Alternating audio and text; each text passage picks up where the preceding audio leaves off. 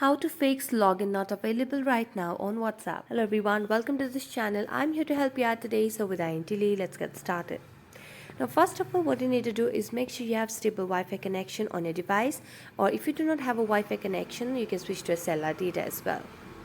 Then launch the Play Store application on your device and search for WhatsApp just to make sure you have an updated version of the WhatsApp application.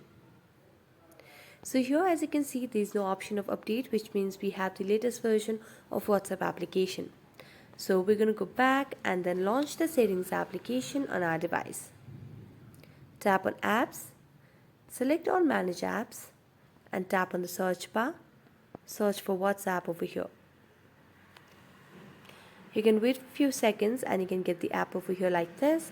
Simply tap on clear data option at the bottom right corner of the screen. Then clear cache and tap on OK. After this, you can relaunch WhatsApp and you might help or find your issue being fixed.